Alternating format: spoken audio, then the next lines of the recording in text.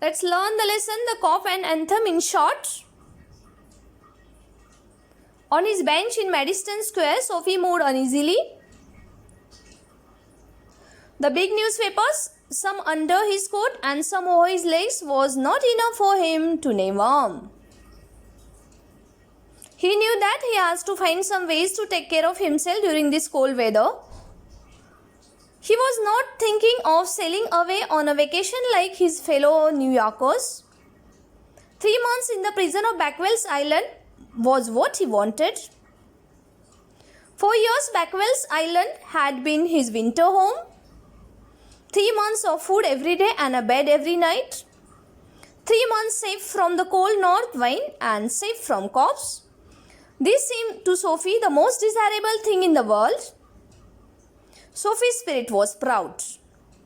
He would not go to ask for food and bed and being questioned. Prison was better than that. Prison had rules, but his own life was still his. Then Sophie, having decided to go the island, at once began to move forward his desire. There were many easy ways of doing this.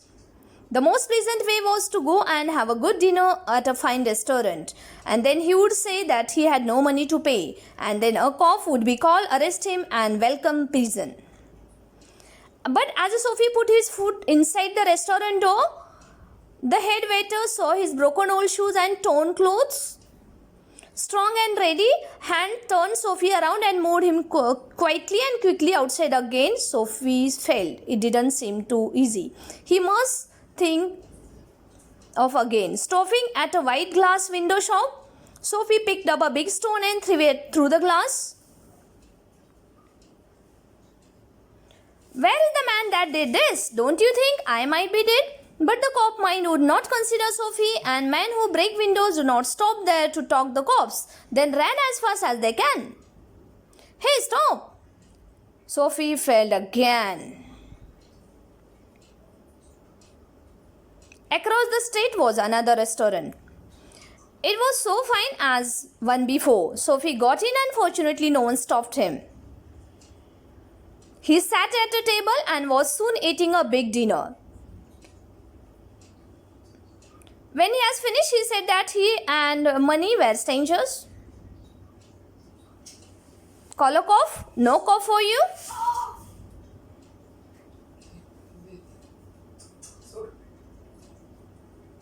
Sophie failed again. Sophie was sad. Prison seemed to be a happy dream that was so far away. Traveled almost half a mile, Sophie tried again. This time, he felt very certain that he would be successful. A nice-looking young woman was standing before a shop window. Very near stood a large cough. Sophie's plan was to speak to young women, and then he would be happy to feel the coug's hand on his arm. Lady, don't you want to come and play in my yard? Sure, Mike, if you buy me something to drink. Sophie failed again. Sophie was filled with sadness. He was still free, and was he going to remain free forever? Sophie didn't give up, this time taking others' property. My umbrella!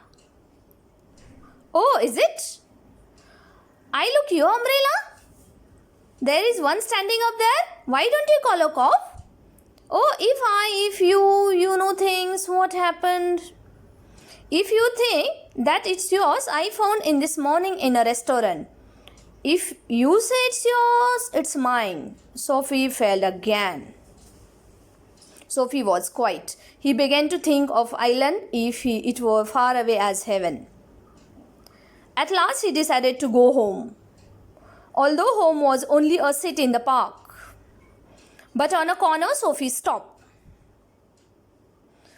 Here was an old church. Sweet music came to Sophie's ears and seemed to hold him there. He had known this anthem well long ago, in these days when his life contained such things as mothers and flowers, and ambitions and friends, and immaculate thought and the callers. The wonderful change suddenly emerged in his soul. He saw with sick fear how he has fallen. He saw his worthless days, his wrong desires, his dead hopes, and lost power of his mind.